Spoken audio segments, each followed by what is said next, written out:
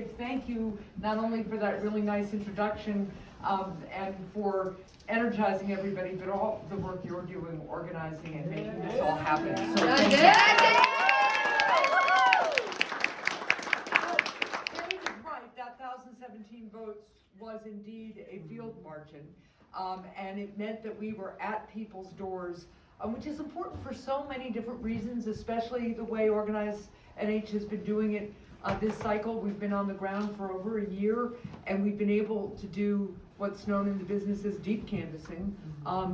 It's picking up speed now, of course, but it's a way of letting people know that, one, we care, we're there to listen, not just to talk about what I have done or what our delegation has done or what we want to do, but what's important to Granite Staters. And it's also a really important way to counter misinformation, which, as we know, flows everywhere, right?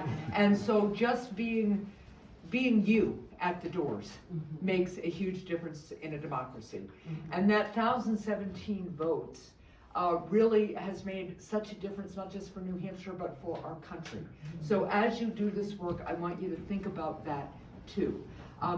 I have tried ever since I entered public life, and I've continued it in the United States Senate, just to follow the example of the people of New Hampshire, the people who have asked me to represent them, right? And people in New Hampshire are opinionated.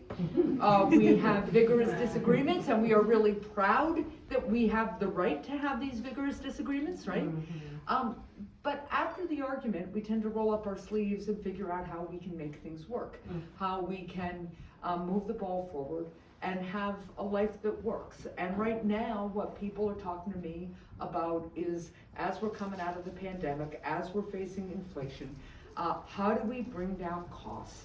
And how do we get back to even keel? And then how do we also move forward on things like climate?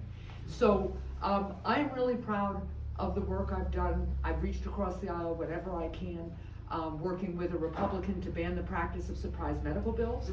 We stood up to the whole healthcare industry to do that. And